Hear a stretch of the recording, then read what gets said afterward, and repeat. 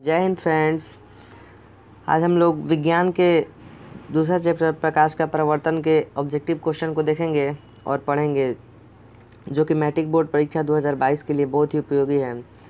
चलिए जल्दी जल्दी चैनल को सब्सक्राइब कर दीजिए, कर रखा है तो अच्छी बात है। चलिए क्वेश्चन को चालू करते हैं। क्वेश्चन दिया है हमारा, किसी शब्दकोश में दिए गए छोटे अक्षरों को पढ़ते समय आप कौन सा लेंस पसंद करेंगे।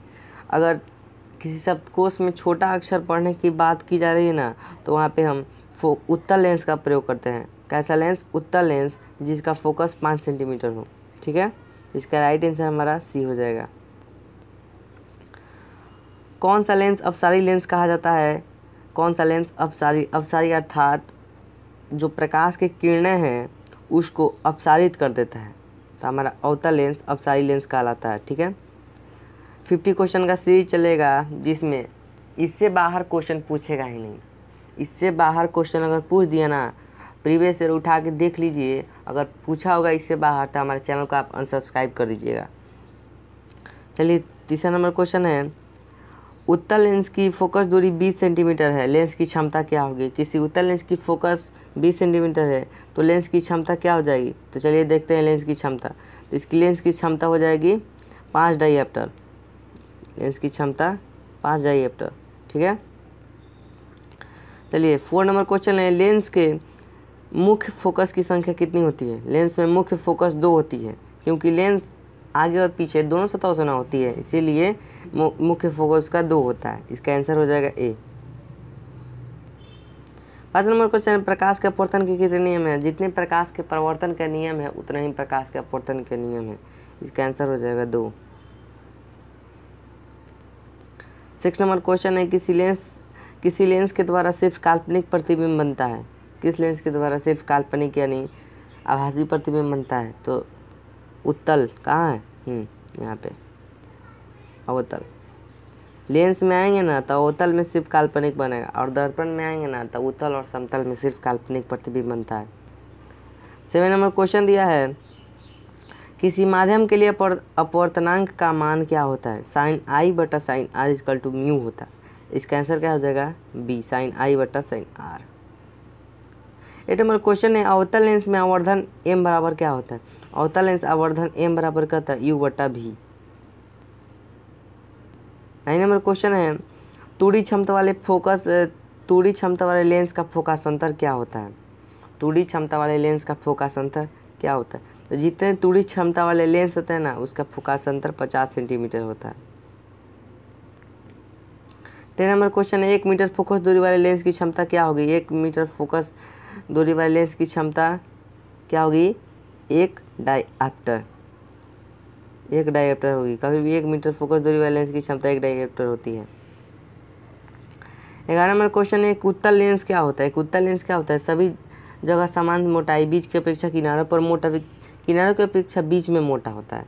क्या होता है? किनारों की अपेक्षा बीच में मोटा। ऐसा होता है, रुकिए बता रहा है। ऐसा होता है उत्तल लेंस, ऐसा होता है,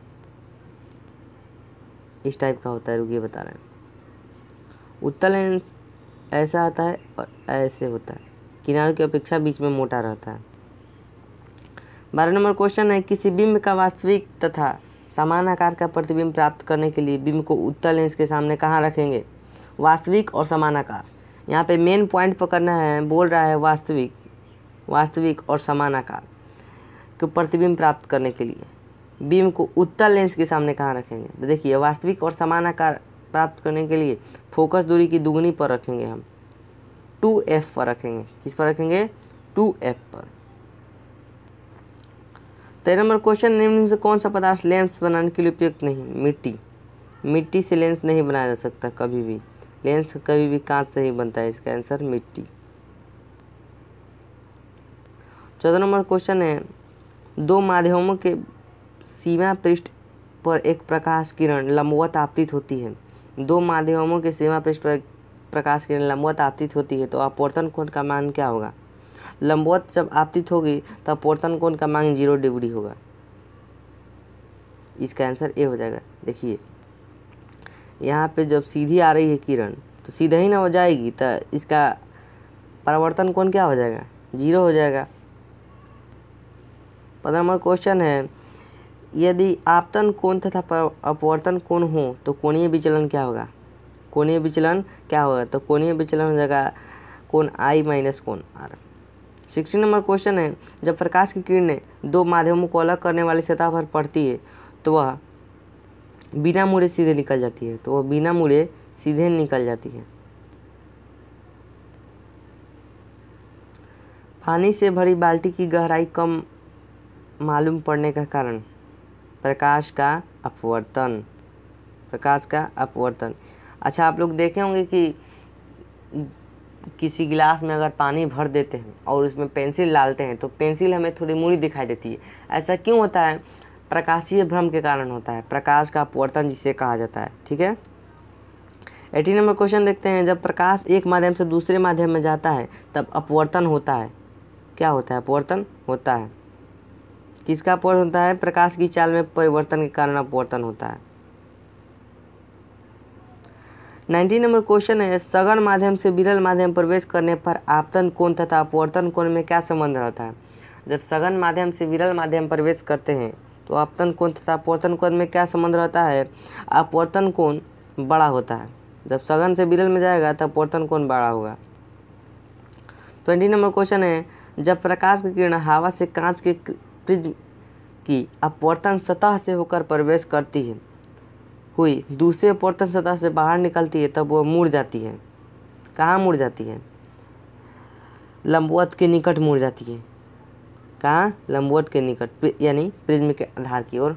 ऐसा होता है ना प्रिज्म, ऐसा ये आधार है, इसके आधार की ओर ऐसे मुड़ जाती है, उसी को कहता है लंबवत। 21 नंबर क्वेश्चन है, किसी बिंदु वस्तु से निकलकर किरणें किसी लेंस से अपवर्तित होकर जिस बिंदु पर मिलती है उसे कहते हैं हम प्रतिबिंब बिंदु। उसे हम प्रतिबिंब बिंदु कहते हैं। 22 नंबर क्वेश्चन है, निम्नलिखित में से किसका उपयोग लेंस बनाने के लिए नहीं किया जा सकता? रिपीटेड क्वेश्चन, इसका आंसर हो जाएगा मिट्टी। 23 नंबर क्वेश्चन, निम्नलिखित में से कौन सी वस्तु वास्तविक प्रतिबिंब बना सकता है? कौन सी वस्तु वास्तविक प्रतिबिंब बना सकता है? लेंस में आएंगे तो उत्तल लेंस वास्तविक प्रतिबिंब बनाएगा और दर्पण में जाएंगे तो हमारा अवतल दर्पण वास्तविक प्रतिबिंब बनाता है। 24 नंबर क्वेश्चन है, प्रकाश के एक माध्यम जिसका अपवर्तनांक n1 है और दूसरे माध्यम जिसका अपवर्तन n2 हो जाता है, यदि आपतन कोण I अपवर्तन कोण R हो तो साइन I बटा साइन R इक्वल टू क्या होता है? साइन I बटा साइन R इक्वल टू होता है n2 बटा n1। इसका फार्मूला होता है साइन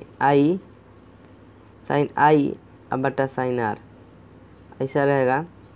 तो n1 बाई n2 फार्मूला। ठीक है।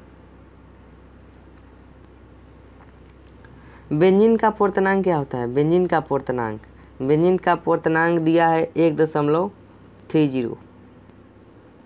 26 नंबर क्वेश्चन है, खनिज नमक का अपवर्तनांक होता है। खनिज नमक का क्या अपवर्तनांक होता है? तो खनिज नमक का हमारा अपवर्तनांक हो जाएगा 1.54। किसी उत्तल लेंस के सापेक्ष कोई वस्तु किस स्थिति पर रखी जाए कि उसका वास्तविक तथा बराबर आकार का प्रतिबिंब प्राप्त किया जा सके? तो इसका आंसर हो जाएगा फोकस के दुगनी दूरी पर, 2f पर। रिपीटेड क्वेश्चन है।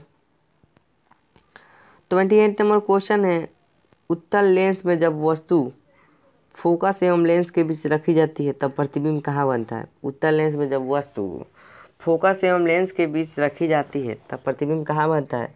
तब प्रतिबिंब हमारा काल्पनिक और सीधा बनता है। 29 नंबर क्वेश्चन देखते हैं, सूर्यास्त के समय क्षितिज के नीचे चले जाने पर सूर्य का कुछ समय तक दिखाई देता है, इसका कारण क्या है? प्रकाश का क्या है? इसका कारण है प्रकाश का अपवर्तन। अपवर्तन चैप्टर पढ़ेंगे तो हमेशा अपवर्तन ही अधिकांश उत्तर होता है। 30 नंबर क्वेश्चन है, यदि उत्तल लेंस के सामने वस्तु 2f पर रखी जाए तब उसका प्रतिबिंब बनेगा। उत्तल लेंस के सामने फोकस की दुगनी दूरी पर रखी जाए तो उसका प्रतिबिंब कहाँ बनेगा? उसका प्रतिबिंब बनेगा 2f पर। जब इधर 2f पर रखिएगा ना तो उधर 2f पर बनेगा। ठीक है। तो 31 नंबर क्वेश्चन है, सरल सूक्ष्मदर्शी में किसका प्रयोग होता है? सरल सूक्ष्मदर्शी में किसका प्रयोग होता है? तो हमारा हमेशा होता है उत्तल लेंस का प्रयोग। किसी लेंस द्वारा केवल काल्पनिक तथा आभासी प्रतिबिंब बनता है तो अवतल लेंस द्वारा। 33 नंबर क्वेश्चन है, यदि वस्तु उत्तल लेंस के फोकस तथा फोकस दूरी की दूरी के बीच हो तो वस्तु का प्रतिबिंब कैसा बनेगा? कैसा बनेगा? तो वस्तु का प्रतिबिंब वास्तविक, उल्टा तथा बड़ा बनेगा। 24 नंबर क्वेश्चन है, उत्तल लेंस को डैश लेंस भी कहते हैं। उत्तल लेंस को हम क्या कहते हैं? अभिसारी लेंस भी कहते हैं, और अवतल लेंस को हम अपसारी लेंस भी कहते हैं। 35 नंबर क्वेश्चन है, लेंस की क्षमता व्यक्त की जाती है। लेंस की क्षमता व्यक्त की जाती है 1/f।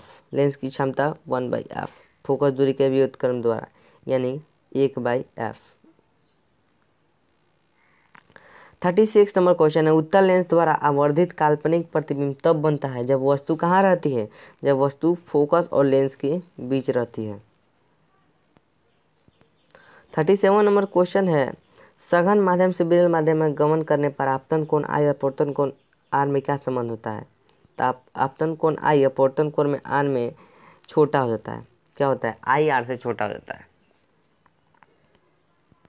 38 नंबर क्वेश्चन है, प्रकाश की चाल सबसे अधिक होती है। प्रकाश की चाल किस में सबसे अधिक होती है? तो हमारे प्रकाश की चाल वायु में सबसे अधिक होती है, अर्थात निर्वात में भी हो सकता है।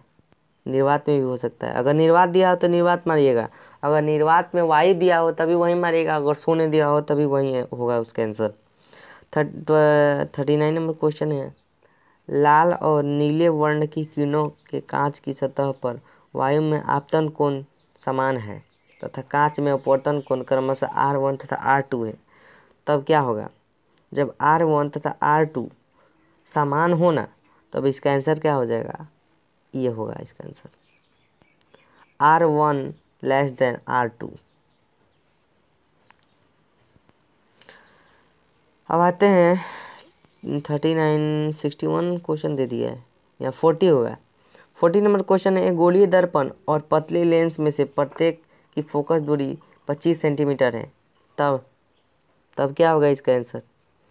तब दोनों ही उत्तल है, दर्पण उत्तल परंतु लेंस अवतल, दोनों ही अवतल, दर्पण अवतल परंतु लेंस उत्तल। जब दिया है प्रत्येक की फोकस दूरी अगर 25 सेंटीमीटर है तो इसका आंसर क्या हो जाएगा? दोनों ही उत्तल है, दोनों ही उत्तल होगा। प्रत्येक की बात की जा रही है। चलिए यहीं तक रहने देते हैं, अगले वीडियो में इसके आगे जितने भी बचे हुए ऑब्जेक्टिव क्वेश्चन हैं उसको पढ़ लेंगे। चलिए तब तक के लिए आप लोग आबाद रहिए, पढ़ने पर ध्यान दीजिए, और हाँ मार्क्स ज़रूर लगाइए। चलिए धन्यवाद।